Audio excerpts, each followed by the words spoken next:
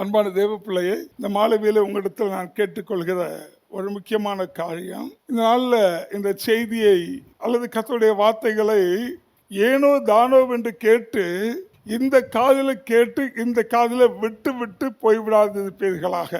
ஹல்லேலூயா.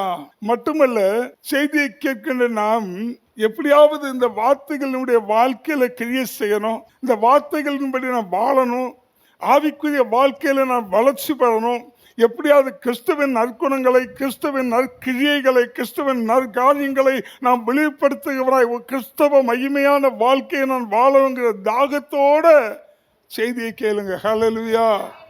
ஏதோ ஒரு கதை கேட்பது போல கேட்டுட்டு என்ன செய்யக்கூடாது. கதை கேட்கிறவங்க என்ன செய்வாங்க, கதை கேட்டு முடிச்சிச்சு, நல்லா இருந்துச்சு, அவ்வளவுதான். கதை எப்படி இருந்துச்சு, நல்லா இருந்துச்சு.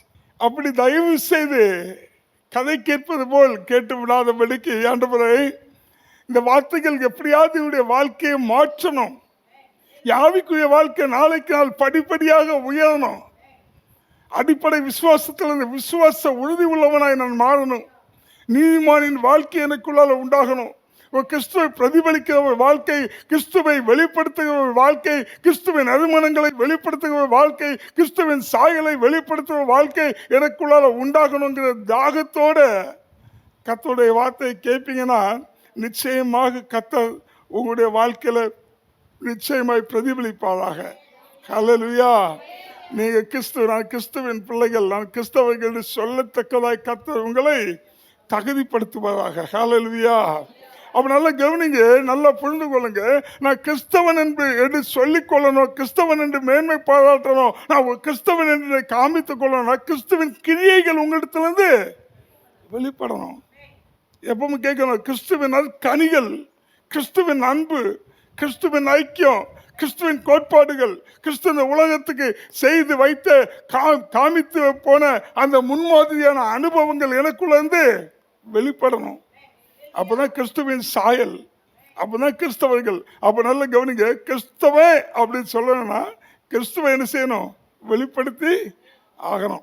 இப்போ ஒரு மாங்கனியை கொண்டு இது மாமரத்தில் இருந்து வந்தது என்று அறிந்து கொள்ளலாம், ஒரு பலாக்கனியை கொண்டு இது பலாமரத்திலிருந்து வந்தது என்று அறிந்து கொள்ளலாம், ஒரு கொய்யா கனியை கொண்டு இது கொய்யா மரத்திலிருந்து வந்தது என்று அறிந்து கொள்ளலாம். அப்ப கவனிங்க, கிறிஸ்துவாய் பிறந்தவர்கள், கிறிஸ்துவினால் வேறு பிரிக்கப்பட்டவர்கள், கிறிஸ்துவின் சாயலை கொண்டு, கிறிஸ்துவின் கனிகளை கொண்டு, கிறிஸ்துவின் நறுமணங்களை கொண்டு, கிறிஸ்துவின் அந்த சாட்சிகளை கொண்டு வெளிப்பட்டால் மட்டும்தான் இவர்கள் கிறிஸ்தவர்கள். ஹல்லேலூயா. பக்கத்தில் சொல்லுங்க, நீங்க கிறிஸ்துவின் நற்சாட்சிகளை வெளிப்படுத்த, நற்கனிகளை வெளிப்படுத்த, கிறிஸ்தவன் என்று சொல்ல ஆவிக்குரிய வாழ்க்கையில நீங்க என்ன செய்யணும், வளரணும். இப்ப கவனிங்க, ஆவிக்குரிய வாழ்க்கையில நம்ம வளரணும்னா ஒவ்வொரு நாளும் என்ன செய்யணும்னா புதிதாய் பிறந்த குழந்தையை போல நம்ம மாறிக்கிட்டு இருக்கணும். பழைய அனுபவங்கள் நமக்குள்ள ஒருபோதும் என்ன செய்யக்கூடாது, வெளிப்படக்கூடாது. ஒவ்வொரு நாளும் இந்த கிறிஸ்தவ வாழ்க்கையில புதிதாய் பிறந்த குழந்தையை போல கற்றுக்கொள்ளுகிற காரியங்களிலே, அறிந்து கொள்ளுகிற காரியங்களை, தேவனை குறித்து செய்ய வேண்டிய காரியங்களை தெரிகிற விஷயத்துல நம்ம ஆர்வமாய், துடிப்பாய், வாஞ்சையாய், ஏக்கமாய் இருந்தா மட்டும்தான் ஆவிக்குரிய வளர்ச்சியில வளர முடியும். ஆகவேதான் 2 கொரிந்தியர் 5வது அதிகாரத்தில் வாசிக்கும் போது, 2 கொரிந்தியர் 5வது அதிகாரத்தில் 17வது வசனத்தை வாசிக்கும் போது, இப்படி இருக்க ஒருவன் கிறிஸ்துவுக்குள் இருந்தால் புதிய சிருஷ்டியாய் இருக்கிறான், பழையவைகள் ஒளிந்து போயின,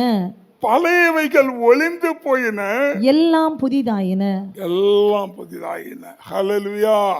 அப்ப நல்ல கவனிங்க, பழையவைகள்லாம் ஒளியணும், எல்லாம் புதிதாகணும், கிறிஸ்துவின் மகிமை, கிறிஸ்துவின் கனிகள் நமக்குள்ள வெளிப்படணும்னா நம்ம என்ன செய்யணும்னா ஆவிக்குரிய வாழ்க்கையில படிப்படியாய் வளர்ந்து கொண்டிருக்கணும். ஹல்லேலூயா. எத்தனை விதமான வளர்ச்சி? அடிப்படை விசுவாசம், விசுவாச உறுதி, நீதிமானின் வாழ்க்கை, சீசத்துவம். ஹல்லேலூயா. இப்போ சரி, ஓகே, இது இப்படி மறக்காமல் வச்சுக்கிடுங்க. இது ஒரு பக்கம் இருக்கட்டு. இது என்ன செய்யக்கூடாது, மறக்கக்கூடாது. இப்போ பழைய ஏற்பாடில் தியானத்துக்காக கொஞ்சம் எடுத்துக்கிடுறேன். பழைய ஏற்பாடில் பார்த்தீங்கன்னா தேவன் மோசையோடு ஒரு நியமத்தை சொல்லுகிறார். என்ன சொல்றாருன்னா, இந்த இஸ்ரவேல் ஜனங்கள் என்னை தொழுது கொள்ளும்படியாக, இந்த இஸ்ரவேல் ஜனங்கள் என்னை வேண்டிக் கொள்ளும்படியாக, இந்த இஸ்ரவேல் ஜனங்கள் என்னை நோக்கி ஆராதிக்கும்படியாக, இந்த இஸ்ரவேல் ஜனங்கள் என்னை நோக்கி ஜெபிக்கும்படியாக நான் வந்து இந்த இஸ்ரவேல் ஜனங்கள் மத்தியிலே வாசம் பண்ணும்படியாக ஒரு வாசஸ்தலத்தை உண்டு பண்ணுன்னு மோசே கிட்ட சொல்றாரு. வாசஸ்தலத்தை உண்டு பண்ணு அப்படின்னு நம்ம யாத்திராகம புஸ்தகத்துல 25வது அதிகாரம் 8வது வசனத்தை வாசிக்கும் போது, அவர்கள் நடுவிலே நான் வாசம் பண்ண, அவர்கள் நடுவிலே நான் வாசம் பண்ண எனக்கு ஒரு பரிசுத்த ஸ்தலத்தை உண்டாக்குவார்களாக. நல்ல கவனிங்க, இஸ்ரவேல்கள் நடுவில் தேவன் வந்து வாசம் பண்ண அவருக்கு ஒரு பரிசுத்த வாசஸ்தலத்தை உண்டு பண்ண சொல்றாரு. இப்ப மோசே ஒரு வாசஸ்தலத்தை, ஒரு ஆசரிப்பு கூடாரத்தை தேவன் வாசம் பண்ணும்படியாக, இஸ்ரவேல் ஜனங்கள் தேவனை தொழுது கொள்ளும்படியாக, இஸ்ரவேல் ஜனங்கள் தேவனை நோக்கி வேண்டிக் கொள்ளும்படியாக, இஸ்ரவேல் ஜனங்கள் தேவனை நோக்கி ஜெபிக்கும்படியாக ஒரு ஆசரிப்பு கூடாரத்தை உண்டு பண்ணுகிறாரு. ஹல்லேலூயா. இந்த ஆசரிப்பு கூடாரத்தை குறித்து எத்தனை பேருக்கு தெரியும்? எப்படி உண்டாக்கப்பட்டது தெரியுமா? கவனிங்க, நல்லா கவனிங்க. பாருங்க, ஒரு கூடாரம், இதை நீங்க நல்லா கவனிக்கணும். ஒரு கூடாரம் உண்டாக்கப்பட்டது. இந்த கூடாரத்துல இடையில் ஒரு திரைச்சிலை மறைக்கப்பட்டது. இந்த திரைச்சிலை எப்படி மறைக்கப்பட்டது என்றால், ஒரு பெரும்பகுதி, ஒரு சிறு பகுதி, ஒரு முக்காவாசிய பெரும்பகுதியாக மறைச்சிட்டாங்க. இது அளவெல்லாம் இருக்கு, இதெல்லாம் சொல்லி போவதற்கு எனக்கு நேரம் இல்லை, நீங்க கவனித்துக் கொள்ளுங்க. ஒரு சிறு பகுதியாக மறைச்சிட்டாங்க. ஆக ஒரு கூடாரம் இடையில் ஒரு திரைச்சிலையின் மூலமாய் இரண்டாக பிரிக்கப்பட்டது. மட்டுமல்ல, இந்த கூடாரத்துக்கு வெளியே சுத்திலும் கொஞ்சம் இடத்தை விட்டு தொங்கு திரைகளால் ஒரு காம்பவுண்ட் மாதிரி அமைக்கப்பட்டிருந்துச்சு. ஆசரிப்பு கூடாரம், தேவன் வாசம் பண்ணுகிற வாசஸ்தலம், இது ஆசரிப்பு கூடாரம்னு சொல்றாங்க. நல்ல கவனிங்க, இந்த கூடாரத்துக்கு வெளியே கொஞ்சம் இடங்களை விட்டு சுத்திலும் காம்பவுண்ட் மாதிரி என்ன பண்ணாங்க, தொங்கு திரைகளால ஒரு காம்பவுண்ட் மாதிரி அமைச்சாங்க. இதை எப்படி சொல்றாங்க? பிரகாரம்னு சொல்றாங்க. காம்பவுண்ட் மாதிரி இருக்குல்ல, இதை பிரகாரம். அடுத்தது பாத்தீங்கன்னா, இந்த பிரகாரத்துக்கு வெளியே உள்ள இடம் வெளி பிரகாரம். இங்க யார் வேணாலும் போகலாம், யார் வேணாலும் வரலாம், என்ன வேணாலும் செய்யலாம். நல்ல கவனிங்க, என்னெல்லாம் அமைக்கப்பட்டிருந்துச்சு? கூடாரத்துல ஒரு பெரும்பகுதி, ஒரு சிறு பகுதி, கூடாரத்துக்கு வெளியே ஒரு காம்பவுண்டு போல பிரபாகம், பிரபாகத்துக்கு வெளியே வெளிப்பிரகாரம். சரி, இந்த கூடாரத்துக்குள்ளால சிறு பகுதி இருக்குல்ல, இது என்னன்னா தேவன் வாசம் செய்கிற மகா பரிசுத்த ஸ்தலம். பக்கத்துல சொல்லுங்க, அப்பதான் மறக்காது. கையை கொடுத்து, கூடாரத்துல சிறு பகுதி தேவன் வாசம் பண்ணுகிற மகா பரிசுத்த ஸ்தலம்.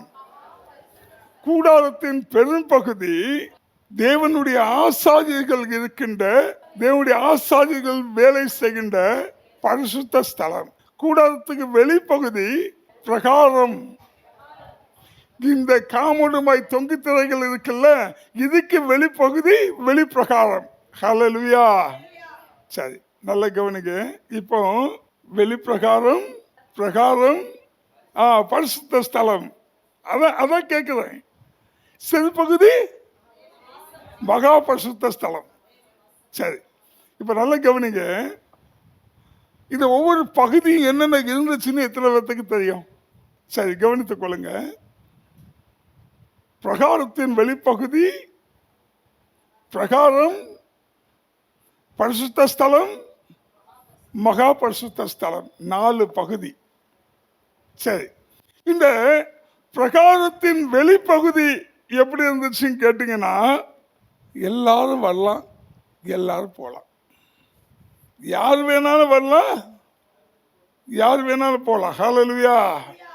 தேவனை அறிந்தவன், தேவனை அறியாதவன், தேவைக்கு தேவனை தேடுபவன், தேவை முடிந்த உடனே ஓடுகிறவன் மட்டுமல்ல, வந்தவன் போனவன், பாவம் நிறைந்தவன், வேசிக்கல்லன், உபச்சாரக்காரன், பெருமை நிறைந்தவன், பித்து பிடித்தவன், திமிழ் பிடித்தவன், திருடன், கள்ளன், குற்றவாளி, அந்நியன், வழிப்போக்கன், பலவீனமானவன், வியாதிஸ்தன், வீழ்ந்து போனவன், வீம்புக்காரன், வம்புக்காரன், கடன்காரன், வட்டிக்கு கொடுப்பவன், வட்டி வாங்குகிறவன், தேவ பயம் இல்லாதவன், தரித்திரன், இப்படி யார் வேணாலும் இங்க வரலாம், பிரகாரத்துக்கு வெளியே வரலாம்.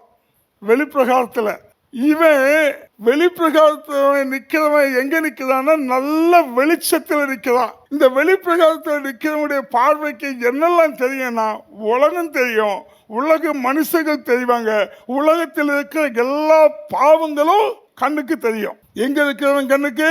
வெளிப்பிரகாரத்தில் இருக்கிறவன் கண்ணுக்கு. இந்த வெளிப்பிரகாரத்தில் இருக்கிற அந்த இடத்துல இன்னாதான் வரணும்னு இல்லை.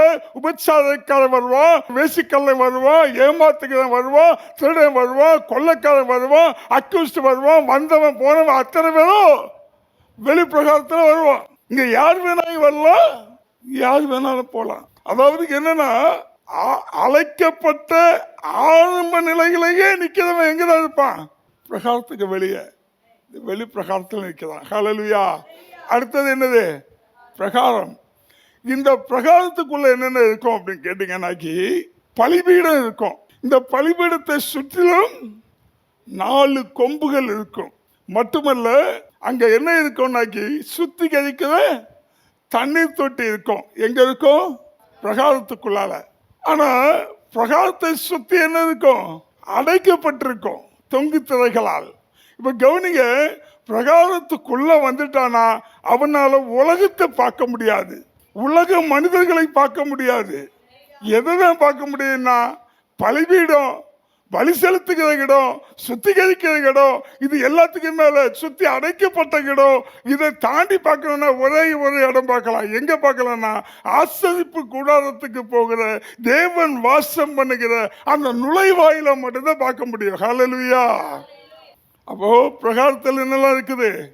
பலி செலுத்துகிற இடம், சுத்திகரிக்கிற தண்ணீர் தொட்டி, சுத்திலும் அடைக்கப்பட்ட சூழ்நிலை, தேவனை பார்க்கிற ஆசரிப்பு கூடாத வாசல். சரி, இதுக்கு அடுத்த ஸ்டேஜ், மூணாவது ஸ்டேஜ் எங்க? பரிசுத்த ஸ்தலம். இந்த பரிசுத்த ஸ்தலத்துக்குள்ளால என்ன இருக்குன்னு கேட்டீங்கன்னா பரிசுத்த ஸ்தலத்துல வெளியே இருக்கிறது மாதிரி வெளிச்சம் இருக்காது, இருட்டா இருக்கும். ஹல்லேலூயா. இதெல்லாம் ஏன் சொல்றேன்னா இதெல்லாம் பைபிள்ல இருக்கிறது, நீங்க தெரிஞ்சிருக்கணும். பரிசுத்த ஸ்தலத்துக்குள்ள இருட்டா இருக்கும் பாருங்க. அங்க ஒரு குத்துவிளக்கு இருக்கும். இந்த குத்துவிளக்கு அப்படின்னா ஒரு தண்டுல 7 கொம்புகள் கொண்டது. நம்ம குத்துவிளக்குனோட என்ன நினைப்போம்?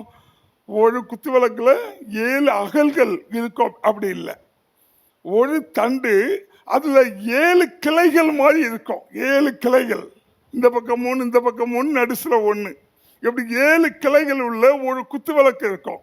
இந்த குத்துவிளக்கு எப்பொழுதும் எரிந்து கொண்டே இருக்கும். அப்போ இந்த பரிசுத்த ஸ்தலத்துக்குள்ளால உலகத்தின் வெளிச்சம் இருக்காது, குத்துவிளக்கின் வெளிச்சம் தான் இருக்கும். 2வது இங்க என்ன இருக்கும்னா ஒரு மேசை இருக்கும். மேசையில 6 அப்பங்களாக 12 அப்பங்கள் அடுக்கி வைக்கப்பட்டிருக்கும். 3வது இங்க என்ன இருக்கும் அப்படின்னாக்கி தூப கலசம் இருக்கும். ஹல்லேலூயா. கவனிக்கிறீங்களா? ஆசரிப்பு கூடாரமாகிய தேவன் வாசம் பண்ணுகிற இந்த வாசஸ்தலத்துல, இந்த பரிசுத்த ஸ்தலத்துல என்ன இருக்குது? குத்துவிளக்கு, மேசை, மேசை மேல 12 அப்பங்கள், தூப கலசம், தூப பலிபீடம். இது இவ்வளவோ எங்க இருக்குது? பரிசுத்த ஸ்தலத்தில் இருக்குது. கவனிங்க. இதுக்கு அடுத்தது மகா பரிசுத்த ஸ்தலம். இந்த மகா பரிசுத்த ஸ்தலத்தில் என்ன இருக்கும் அப்படின்னு கேட்டீங்கன்னாக்கி ஒரு உடன்படிக்கை பெட்டி இருக்கும். இந்த உடன்படிக்கை பெட்டியில 2 கேருபீன்கள், இந்த உடன்படிக்கை பெட்டிக்கு மேல 2 கேருபீன்கள். கேருபீன்கள்னா என்ன? ஏஞ்சல். 2 கேருபீன்கள் தன்னுடைய சேட்டையை விரித்த வண்ணமாய், சேட்டைனா என்ன? சிறகு. சேட்டையை விரித்து உடன்படிக்கை பெட்டியை மூடிய வண்ணமாக ஒன்றுக்கொண்டு எதிராக அமர்ந்திருக்கும். இந்த உடன்படிக்கை பெட்டிக்குள்ள என்னென்ன இருக்கும்னா 10 கட்டளை இருக்கும், மன்னா இருக்கும், ஆரோனின் துளைத்த கோல் இருக்கும்.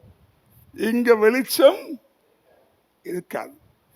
ஆனால் இங்க என்ன இருக்கும்னா அந்த மகா பரிசுத்த ஸ்தல இடம் எங்கிலும் பிரசன்னம் இருக்கும், மகிமை இருக்கும். தேவனே தேவ பிரசனமாய், தேவ மகிமையாய், தேவ வெளிச்சமாய் அவர் வீற்றிருப்பார். ஹல்லேலூயா.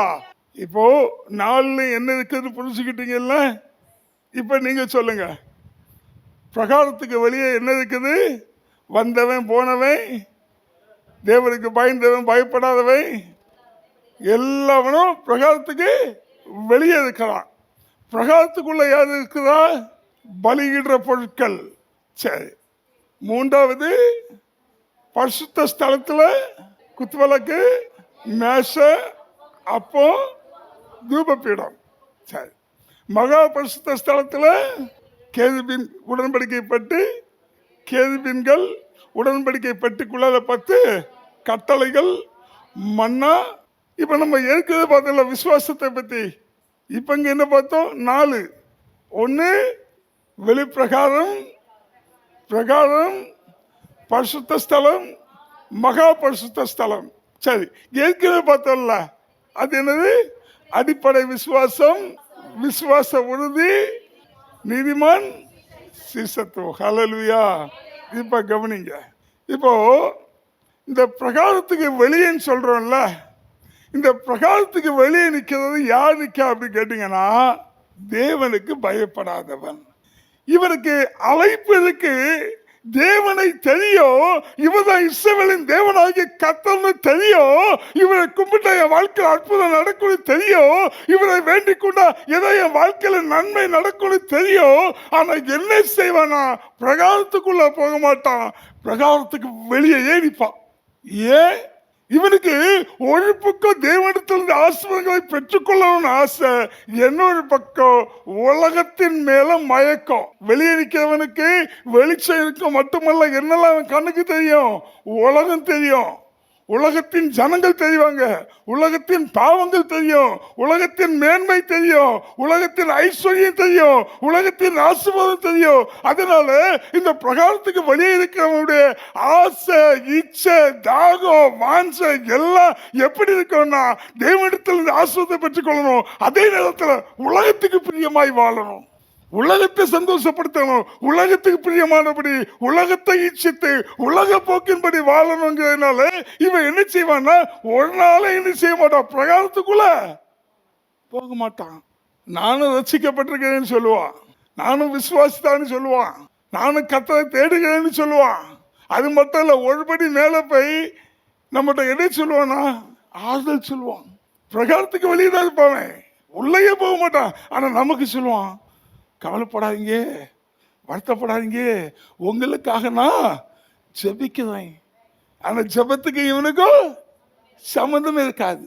கவனிங்க, எல்லாத்திலையும் நான் ஜெபிக்கிறவன் ஜெபிக்கிறேன் ஜெபிக்கிறேன்னு இவனுக்கு இன்னொரு பேர் இருக்கு. என்ன பேருனா வீதிகளை ஜெபிக்கிறவன். என்ன பேரு?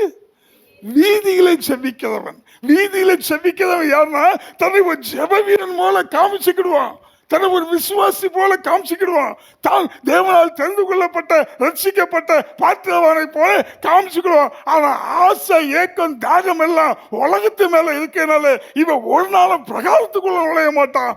வெளி பிரகாரத்தில் நின்றுகிட்டு நானும் கிறிஸ்தவன், நானும் விசுவாசி, நானும் ரட்சிக்கப்பட்டவன், நானும் ஆண்டவரை தேடுன்னு சொல்லிக்கிட்டே இருப்பானே தவிர இவனுடைய மோகம், ஆசை, தாகம் எல்லாம் எங்க இருக்கும்? உலகத்து மேல. ஹல்லேலூயா. உலகத்தின் ஐஸ்வர்யத்து மேல, உலகத்தின் இச்சைகள் மேல, உலகத்தில் உண்டாகிற காம விகாரங்கள் மேல, உலகத்தில் உண்டாகிற ஆசீர்வாதங்கள் மேல. ஹல்லேலூயா. இவனுக்கு ஞாயிற்றுக்கிழமை ஓய்வு நாள் கிடையாது. ஞாயிற்றுக்கிழமை என்ன செய்வான்? உழைப்பான். கேட்டா விசுவாசி, ஆண்டவருக்கு பிள்ளை அப்படி சொல்லுவான். தேவனுக்கு பிரியமாய் வாழ மாட்டான். நல்லா கவனிங்க, இது முதல் ஸ்டேஜ். இது முதல் ஸ்டேஜ். ஏனோ தானோன்னு வாழ்க்கை. என்ன வாழ்க்கை? பிரகாரத்துக்கு வெளியே இருக்கிறவனுடைய வாழ்க்கை. அப்படிப்பட்ட வாழ்க்கை ஏனோ தானோன்னு வாழ்க்கை. ஆனா சூழ்நிலைக்கு தகுந்தது போல பச்சொந்தியா இருப்பான். பக்கத்துல சொல்லுங்க, சூழ்நிலைக்கு தகுந்தது போல பச்சொந்தியா இருப்பான். மட்டுமல்ல, உலகத்துக்கு ஒத்த வேஷம் தரிக்கிறவனாக இருப்பான். யாரு? பிரகாரத்துக்கு வெளியே இருக்கிறவன். இவனை என்ன தெளிவா காமிக்கிறான்னா, 4 ஜெபிக்கிறவர்களோடு சேர்ந்துட்டானா இவன் ஜெப ஆவில நிரம்பிடுவான். 4 வெட்டிக்கதைகள் பேசுறவங்களோடு சேர்ந்துட்டாங்கன்னா இவன் வாயாடியா மாறிடுவான். 4 மற்றவர்களை பற்றி குறை பேசுகிறவர்களோடு சேர்ந்துட்டானா அவர்களில் ஒருவனாய் இவன் மாறி விடுவான். இடத்துக்கு தகுந்தது போல தன்னை மாற்றிக்கொண்டே இருப்பான். இவன் யாரு? பிரகாரத்துக்கு வெளியில இருக்கிறவன். அல்லேலூயா. இப்போ பிரகாரத்துக்கு வெளியே இருக்கிறவனுக்கும் பிரகாரத்துக்கு உள்ள இருக்கிறவனுக்கும் வித்தியாசத்தை பார்த்துட்டாலே நமக்கு ஒரு விதம் தெரிஞ்சிடும். கவனிங்க, இப்ப பிரகாரத்துக்குள்ள இருக்கிறவன் எப்படி இருக்கிறாங்கிறத பார்ப்போமா? பிரகாரத்துக்குள்ள என்னெல்லாம் இருக்குது? என்ன இருக்குது? பலிபீடம் இருக்குது. அப்ப நல்லா கவனிங்க, பிரகாரத்துக்குள்ள நுழைஞ்சிட்டானாலே அவன் யாராய் இருக்கிறான்னா பலி செலுத்துகிறவனாய் இருக்கிறான். பிரகாரத்துக்குள்ள வர்றவன் பாவத்துக்கு நிவாரணத்தை தேடுகிறவனாய் இருக்கிறான். பிரகாரத்துக்குள்ள வருகிறவன் என்னுடைய பாவம் கழுவப்படணும், நான் சுத்திகரிக்கப்படணும், என்னுடைய பாவங்கள் நீக்கப்படணும், நான் தேவனோட உறவை வளர்த்து கொள்ளணுங்கிற தாகம் உள்ளவனா இருக்கிறான். பிரகாரத்துக்குள்ள வந்தாலே என்னதான் செய்தாகணும்? பலி செலுத்தி ஆகணும், பாவத்தை கழுவி ஆகணும், தன்னை சுத்திகரித்து ஆக வேண்டும். அப்படி நல்லா கவனிங்க, பழைய ஏற்பாடுல இந்த பலியெல்லாம் இருந்துச்சு. புதிய ஏற்பாடுல இயேசு கிறிஸ்து நமக்காக, நம்முடைய பாவங்களுக்காக பாவ நிவாரண பலியாக பலி கொடுக்கப்பட்டு விட்டார். இப்போ பிரகாரத்துக்குள்ள வந்தவன் என்ன செய்யணும்? பலி செலுத்தணும். பலியினால தன்னை சுத்திகரிக்கணும், பலியினால தன்னை கழுவணும். தான் செய்கிற பாவத்துக்கு உணர்வடைந்து தன்னை என்ன செய்யணும்? கழுவிக்கிட்டே இருக்கணும். இது கழுவுகிற ஒரு அனுபவம், தேவனுக்கு தன்னை கிட்டி சேர்க்கிற அனுபவம், தேவனை தேடுகிற அனுபவம், தேவனோடு ஒரு உறவை பலப்படுத்துகிற ஒரு அனுபவம். எது? பிரகாரத்துக்குள்ளால இருக்கிற அனுபவம். இப்போ இயேசு கிறிஸ்து நமக்காக பலி ஆயிட்டனால இப்போ நம்ம என்ன பலி செலுத்தணும்னு கேட்டீங்கன்னா வாசிக்கலாம். எபிரேயர் புஸ்தகம் 13:15 வசனம். ஆகையால் அவருடைய நாமத்தை துதிக்கும், நல்ல கவனிங்க, ஆகையால் அவருடைய நாமத்தை துதிக்கும் உதடுகளின் கனியாகிய, எதன் கனி? உதடுகளின் கனியாகிய, என்ன கனி? உதடுகளின் கனியாகிய ஸ்தோத்திர பலியை அவர் மூலமாய் எப்போதும் தேவனுக்கு செலுத்த. யார் மூலமாய்? இயேசு கிறிஸ்துவின். யார் மூலமாய்? கிறிஸ்துவின் மூலமாய். அப்ப நல்ல கவனிங்க, புதிய ஏற்பாடுல இருக்கிற நம்ம பிரகாரத்துக்குள்ள இருக்கோங்கிறதுக்கு அடையாளம் நம்முடைய உதடுகளின் கனியாகிய ஸ்தோத்திர பலியை கிறிஸ்துவின் மூலமாய். அப்ப நல்ல கவனிங்க, இப்ப பிரகாரத்துக்குள்ள இருக்கிற ஒரு தேவ பிள்ளை தன்னுடைய அடையாளத்தை எப்படி வெளிப்படுத்தி கொண்டிருக்கிறானா? எப்ப பார்த்தாலும் துதிக்கிற அனுபவம், எப்ப பார்த்தாலும் பலியிடுகிற அனுபவம். என்ன பலி? ஆட்டை கொண்டு பலியிடணுமா? காளை கொண்டு பலியிடணுமா? புறாவை கொண்டு பலியிடணுமா? இல்ல, உதடுகளினாலே ஸ்தோத்திர பலியை அவர் மூலமாய் தேவனுக்கு செலுத்தணும். அப்ப நல்லா கவனிச்சுக்கங்க, பிரகாரத்துக்கு வெளியே இருக்கிறவன் ஜெபிக்கிறேன்னு சொல்லுவான், ஜெபிக்க மாட்டான். ஆனா பிரகாரத்துக்கு உள்ளால இருக்கிறவன் என்ன செய்யறானா? எப்பவும் ஸ்தோத்திர பலிகள்னால தேவனை மகிமைப்படுத்தி கொண்டே இருக்கிறான். நல்ல கவனிங்க, பிரகாரத்துக்குள்ளால இருக்கிறவனுக்குள்ளால என்ன இருக்கும்னா தீவிரமான வேத வாசிப்பு இருக்கும், மட்டுமல்ல விசுவாசத்துல உறுதி இருக்கும், மட்டுமல்ல ஜெபிக்கிறதுல தரித்திருக்கிறவர்களாக இருப்பாங்க. அதுக்கு அடையாளம் தான் பாருங்க, இவன் பலியிட்டு வாழ்கிற வாழ்க்கை முறைமை. இந்த பிரவாகத்துக்குள்ள வர்றவன் எப்படி இருக்கிறான்னா எப்பொழுதும் தேவனுக்கு பலி செலுத்துகிறவனாக இருக்கிறான். பழைய ஏற்பாடுல பாவத்துக்கு என்ன செய்யணும்னா ஆடை மாடை புறாவை பலியிடணும். புதிய ஏற்பாடுல பாவத்துக்கு என்ன செய்யணும்னா, நீதிமொழிகள் புஸ்தகத்துல 28வது அதிகாரத்துல 13வது வசனம் சொல்லுது, தன் பாவங்களை மறைக்கிறவன் வாழ்வடைய மாட்டான், அவைகளை அறிக்கை செய்து விட்டு விடுகிறவனோ இரக்கம் பெறுவான். கவனிங்க, தன் பாவங்களை மறைக்கிறவன் வாழ்வடைய மாட்டான், பலி செலுத்தி கழுவி கொள்ளுகிறவன் இரக்கம் பெறுவான். பழைய ஏற்பாடுல, புதிய ஏற்பாடுல அறிக்கை செய்து விட்டு விடுகிறவனோ இரக்கம் பெறுவான். ஹல்லேலூயா. அப்ப நல்லா கவனிங்க.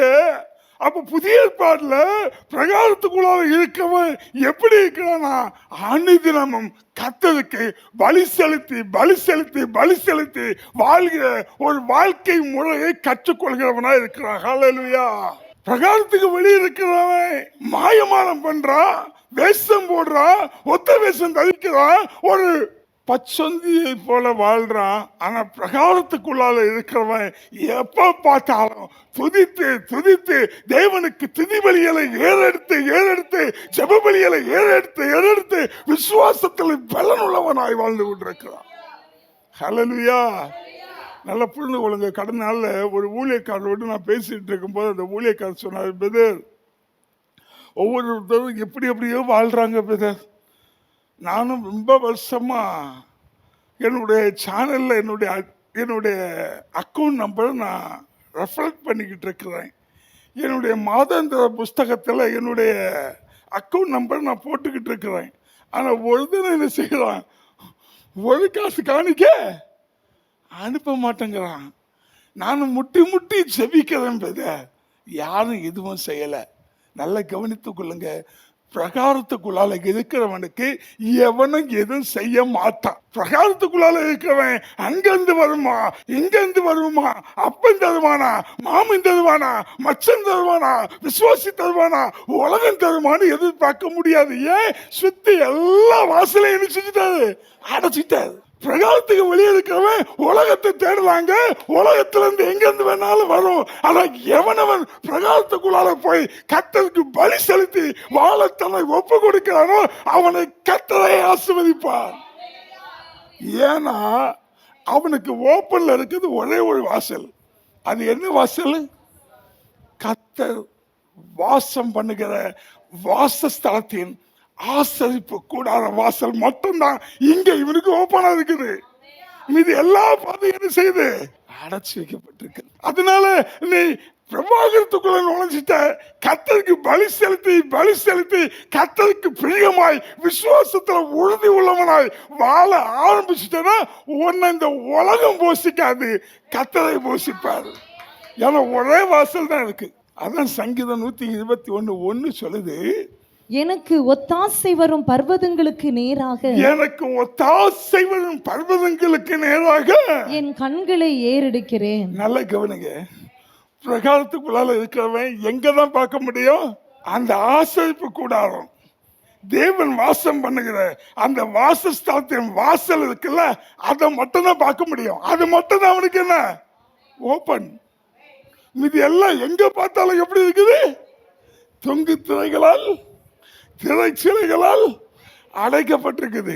அப்போ உள்ள வந்து உட்கார்ந்தாலே அவனுக்கு தெரியும். சிலர் சொல்லுவாங்க தெரியுமா, இந்த உலகத்தால் ஆசீர்வதிக்க அழைக்கப்படல, கர்த்தரால் ஆசீர்வதிக்க அழைக்கப்பட்டிருக்கிற. அவர் ஆசீர்வதிச்சு அதுல என்ன இருக்கும்? ஐஸ்வர்யம் இருக்கும். அதுல வேதனை இருக்காது, அதுல துக்கம் இருக்காது, அதுல கஷ்டம் இருக்காது. உலகம் ஆசீர்வதிச்சா என்ன சொல்லுவான்னா, நீங்க ஒரு பைக் வாங்கிட்டா போதும், நான் கொடுத்தேன், நான் கொடுத்தேன், நான் செஞ்சேன், உலகம் சொல்லும். அதான் கர்த்தர் என்ன செய்தாரா, நீ எப்போ கர்த்தரை நம்பி பிரகாரத்துக்குள்ள வந்து கர்த்தருக்கு பலி செலுத்தி பலி செலுத்தி பலி செலுத்தி உன்னை கழுவப்பட்டு நீ சுத்திகரிக்கப்பட்டு வாழ அர்ப்பணிச்சிட்டியோ, அது முதல் உன்னை உலகம் போஷிக்காது, நான் போஷிப்பேன் தான் சுத்தி அடைச்சு வச்சுட்டாரு. இப்போ பிரதர், எனக்கு எந்த பக்கம் பார்த்தாலும் அடைப்பு இருக்கு பிரதர், அதை அடைச்சுதான் இருக்கும், திறக்காது. அங்க கேட்டா தர மாட்டேங்கிறான், இங்க கேட்டா தர மாட்டேங்கிறான். என் மாமன், என் மச்சான், என் அப்பன், என் சொந்த பந்தத்துக்கெல்லாம் உதவி பண்றாங்க, எனக்கு மட்டும் ஒத்த பைசா கூட யாரும் தர மாட்டாங்க. பக்கத்துல சொல்லுங்க, கிடைக்காது. ஏன்? வாசல் அடைக்கப்பட்டாச்சு. ஒரே வாசல் தான் இருக்கு. எனக்கு ஒத்தாசை வரும் பர்வதங்களுக்கு நேராக, எனக்கு உதவி வரும் கண்மலைக்கு நேராக. அதான் வழி. அப்ப நல்ல கவனிங்க, நம்மளை எங்க ஆராய்ந்து பார்க்கணும்னா, ஒவ்வொரு நாளும் நான் செய்கிற பாவத்துக்கு, நான் செய்கிற குற்றத்துக்கு, நான் செய்கிற தவறுகளுக்கு அந்தந்த நாள் கர்த்தருடைய சமூகத்துல பலி செலுத்துகிற அனுபவம் எனக்கு இருக்கா? ஒவ்வொரு நாளும் தேவ சமூகத்துல அமர்ந்திருக்கிற அனுபவம் எனக்கு இருக்கா? தேவனை நோக்கி துதித்து கொண்டிருக்கிற அனுபவம் எனக்கு இருக்கா? தேவனை நோக்கி எப்பொழுதும் இடைவிடாமல் செபித்துக் கொண்டிருக்கிற அனுபவம் எனக்கு இருக்கா? பர்வதத்துக்குள்ளால இருக்கிறவன் எப்படி இருப்பான் தெரியுமா? வாசிக்கலாம். பிலிப்பியர் புஸ்தகம் 4:6 வாசிங்க. நீங்கள் ஒன்றுக்கும் கவலைப்படாமல். என்ன செய்யக்கூடாதா? ஒன்றுக்கும் கவலைப்படாமல். யாரு? பர்வதத்துக்குள்ள இருக்கிறவன், பிரகாரத்துக்குள்ள இருக்கிறவன். பிரகாரத்துக்கு வெளியே இருக்கிறவன் என்ன செய்வான்? எல்லாத்துக்கும் கவலைப்படுவான். அந்த கலர் ட்ரெஸ் போட்டு, ஐயோ எனக்கு இல்லையே, அந்த நகை போட்டிருக்காங்களே எனக்கு இல்லையே, அந்த பைக் வச்சிருக்காங்க எனக்கு இல்லையே, அந்த கார் வச்சிருக்காங்களே எனக்கு இல்லையே, ஐயோ 2 மாடியில வீடு வச்சிருக்காங்க, எல்லாத்துக்கும் கவலை. ஆனா பிரகாரத்துக்குள்ளால இருக்கிறவன், வாசிக்கலாம் 4:6. நீங்கள் ஒன்றுக்கும் கவலைப்படாமல் எல்லாவற்றையும் குறித்து உங்கள் விண்ணப்பங்களை ஸ்தோத்திரத்தோட கூடிய ஜெபத்தினாலும் வேண்டுதலினாலும் தேவனுக்கு தெரியப்படுத்துங்கள். யார் தெரியுமா இப்படி தெரியப்படுத்துதா? பிரகாரத்துக்குள்ள இருக்கிறவன் தன்னுடைய எல்லா தேவைகளுக்கும், எல்லா நெருக்கடிகளுக்கும், எல்லா பிரச்சனைகளுக்கும், எல்லா வியாதிகளுக்கும், எல்லா போராட்டங்களுக்கும் ஒன்று கர்த்தரை நோக்கி விண்ணப்பம் பண்ணுகிறவனா இருக்கிறான். ஏன்னா இவனுக்கு எந்த மனுஷனும் கண்ணுக்கு தெரிய மாட்டான். இவனுக்கு ஒண்ணு தெரியும், மனுஷனை நம்புவது வீண். நாசில சுவாசம் விடுற மனுஷனை நம்புவது வீண். என்னை ஆசீர்வதித்தால் கர்த்தர் ஆசீர்வதித்தா உண்டு. இவன் போய் மற்றவங்கள்ட்ட நான் உங்களுக்காக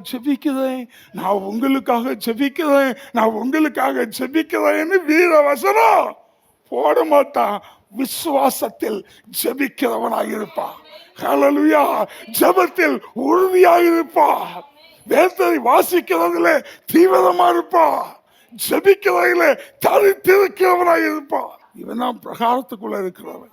அப்ப நீங்க உங்களை எப்படி ஆராய்ந்து பார்க்கணும்னா, நான் ஒவ்வொரு தேவைக்காகவோ, ஒவ்வொரு நெருக்கடியிலையோ, ஒவ்வொரு பிரச்சனைகளையோ, ஒவ்வொரு போராட்டத்திலையோ ஸ்தோத்திரம் பண்ணி ஜெபித்து தேவ சமூகத்துல நான் அமர்ந்திருக்கிறேன்னா நீங்க பிரகாரத்துக்குள்ள இருக்கீங்க. இல்ல வேத ஜெபிக்கிறேன்னு சொல்லுவேன், ஆனா ஜெபிக்கவே மாட்டேன், குரட்டை விட்டு தூங்குவேன். அதிகாலைனா எப்படி இருக்குன்னு எனக்கு தெரியாது. அப்படி சொல்றீங்கன்னா நீங்க எதையுமா இருக்கீங்க? பிரகாரத்துக்கு வெளியே அடிப்படை விசுவாசம், ஆரம்ப விசுவாசம். என்ன நிலையில ஆண்டவர் உங்களை அழைச்சாரோ அந்த நிலையில நிக்கிறீங்க. உங்களை நீங்க நிதானிக்கணும், உங்களை நீங்க தியானிக்கணும், உங்களை நீங்க சீர்தூக்கி பார்க்கணும். எந்தெந்த பகுதியில நீங்க கோட்டை விட்டுக்கிட்டு இருக்கீங்களோ அந்த பகுதியில நீங்க உங்களை சரிப்படுத்தணும். இந்த ரெண்டுக்கு வித்தியாசம் என்னால சொல்ல முடியாது, ஆனா உங்களுக்கு நல்லா தெரியும். நீங்க யாரு? பச்சொந்தியா, வேஷம் தரிக்கிறவனா, ஒத்த வேஷம் போடுறவனா, இல்ல எல்லா சூழ்நிலைகளுக்கும் தேவ சமூகத்துல இடைவிடாமல் ஜெபிக்கிறவனா, விசுவாசத்தில் உறுதியா இருக்கிறவனா, உங்களை நீங்க ஆராய்ந்து பார்க்கணும்.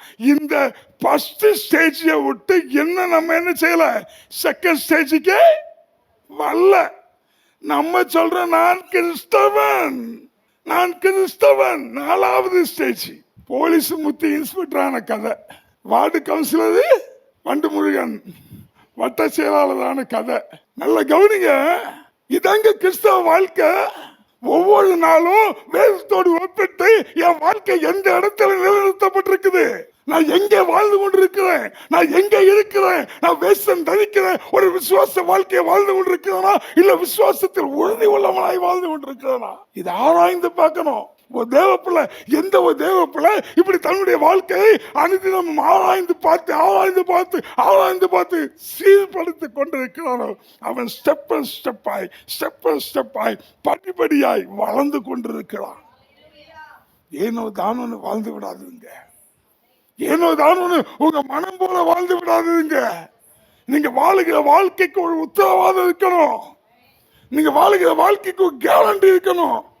நான் கிறிஸ்துவோடு கூட கிறிஸ்துவுக்கு பிரியமாய் நான் வாழ்ந்து கொண்டிருக்கிற உத்தரவாதம் உங்களுக்குள்ளால உங்களுக்கு இருக்கணும். அந்த நிச்சயம் என்னை போல ஜெபிக்க ஒருவனும் இல்லை. இப்ப நம்ம என்ன சொல்றோம், நான் நல்லா ஜெபம் பண்ணுவேன்.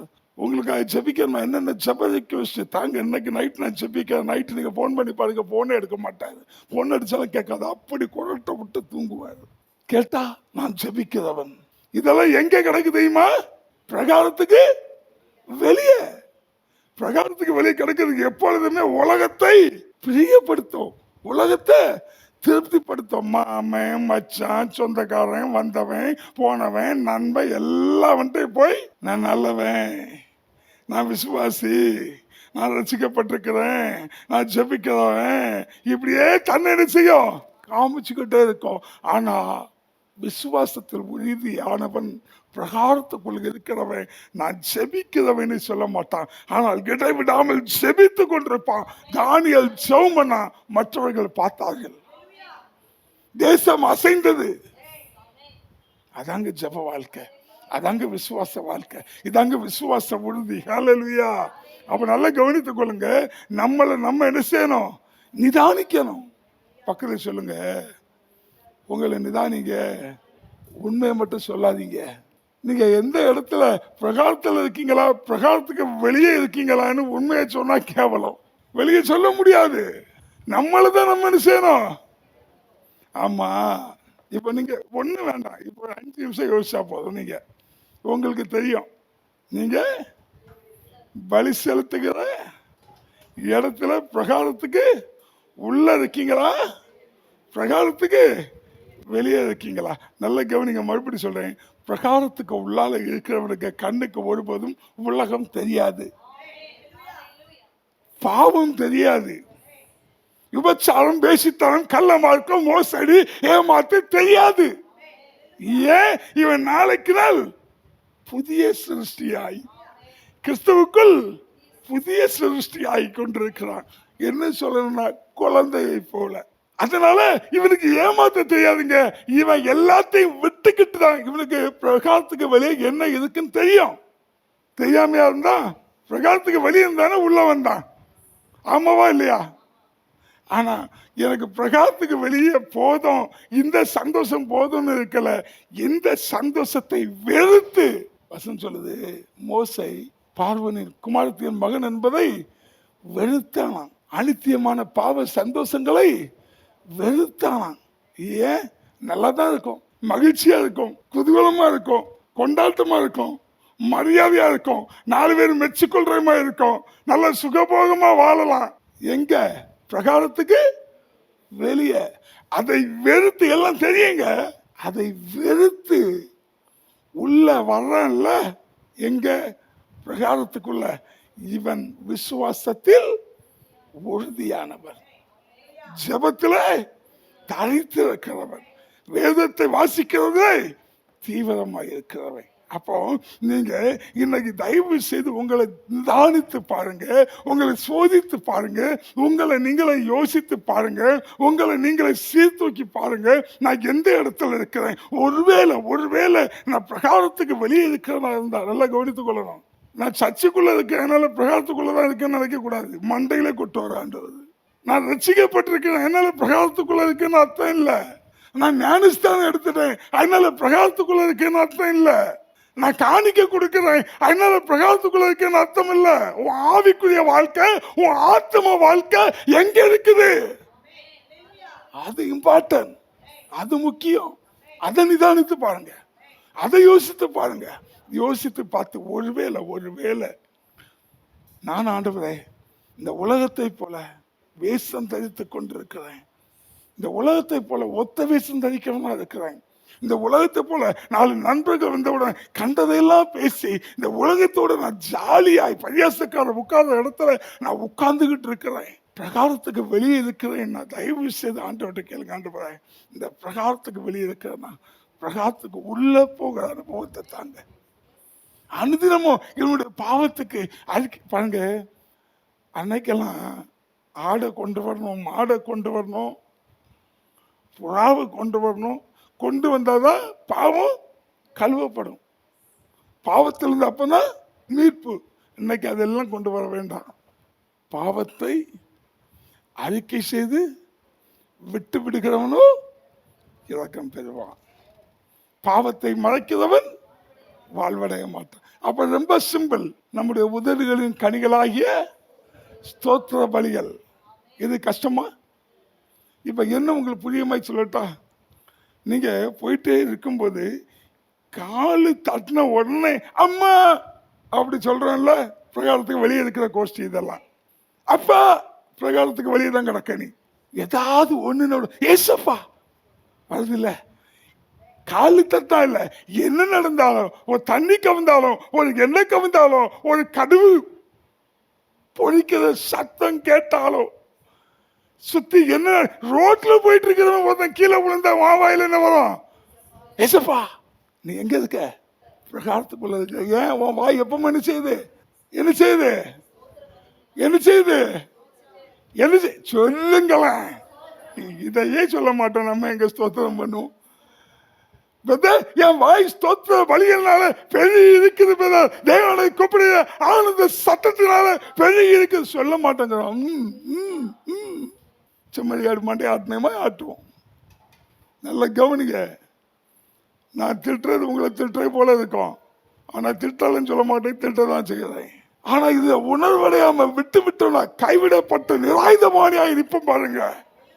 அன்னைக்கு நம்ம நிலைமை மோசம். தயவு செய்து உணர்வடைங்க. ஆண்டவரே நான் பர்வதத்துக்கு வெளியே நிற்கிறேனா, நான் பர்வதத்துக்கு பிரகாரத்துக்கு உள்ள இருக்கிறேனா, இதை யோசித்து பார்த்து ஆண்டவர்கிட்ட முழங்கால் போட்டு கேளுங்க. ஏன்னா அவருக்கு ஒருவனும் பிரகாரத்துக்கு வெளியே இருக்கிறத விரும்புறது இல்லை. அவர் எதை விரும்புறது தெரியுமா? நீ பிரகாரத்துக்குள்ள வந்து பலி செலுத்தி தேவனோட உள்ள உறவை புதுப்பிச்சு அதுல பலப்படுறத விரும்புகிறாரு. அப்படிப்பட்டவனை தான் ஆண்டவர் சொல்றாரு, இஸ்ரவேலை ஆசீர்வதிப்பது பிரியம். யார பிரகாரத்துக்குள்ள இருக்கவன. ஒரு சப்ஜெக்ட்ல ஒரு அம்மா வந்து கேட்கிறாங்க, ஆண்டவரே நீ பிள்ளைகளுக்கு போடுகிற இந்த துணிக்கையில் கீழே விழும்போது அதை நாய்க்குட்டிகள் திங்குமே. பிரகாரத்துக்கு வெளியே இருக்கிறவங்களாம் எதையுமா தின்னுட்டு இருக்கிறான்? அந்த துணிக்கையை தான் தின்னுட்டு இருக்கிறான். பிரகாரத்துக்கு உள்ள வந்தவன் இருதயமா தின்னுட்டு இருக்கிறான். அவருடைய ஆசீர்வாதத்தை சாப்பிட்டு கொண்டிருக்கிறான். ஏன்னா இஸ்ரவேலை ஆசீர்வதிப்பதே கர்த்தருக்கு பிரியம். அப்ப ஆசீர்வாதத்தின் துணிக்கை கீழே விழுகிற சாப்பிடணும்னா பிரகாரத்துக்கு வெளியேது. கர்த்தருடைய உன்னதமான ஆசீர்வாதத்தை சாப்பிடணும்னா பிரகாரத்துக்கு உள்ளவா. ஹல்லேலூயா. இன்னைக்கு உங்களை நீங்க ஆராய்ந்து பார்க்கணும். நான் பிரகாரத்துக்கு வெளியே அடிப்படை விசுவாசத்துல ஆரம்ப கட்ட நிலையில இருக்கிறேனா, இல்ல ஒருபடி மேல வந்து விசுவாசத்தில் உறுதி உள்ளவனா இருக்கிறேனா? உங்களை தயவு செய்து நிதானித்து பார்த்து ஆண்டவர்கிட்ட கேளுங்க. ஆண்டவரே நான் பிரகாரத்துக்கு வெளியே நின்று விடக்கூடாது. வருகிற நாட்கள்ல நம்ம அடுத்த ஸ்டேஜ் எங்க? பரிசுத்த ஸ்தலமாகிய நீதிமான் வாசம் பண்ற இடம். அடுத்தது மகா பரிசுத்த ஸ்தலமாகிய சீசன் வாசம் பண்ற இடம். அது நம்ம தியானிக்கலாம். இன்னைக்கு நமக்கு நேரம் இல்லை. அதனால நீங்க என்னைக்கு கேட்க வேண்டியது, ஆண்டவரே நான் அடிப்படை விசுவாசியா இருக்கக்கூடாது. ஆரம்பத்தில் அழைக்கப்பட்ட அழைப்பில் என்னைக்கு நிற்கிற விசுவாசியா இருக்கக்கூடாது. விசுவாசத்தில் உறுதி உள்ளவனாய், விசுவாசத்தில் உறுதி. எல்லா கண்களையும் மூடி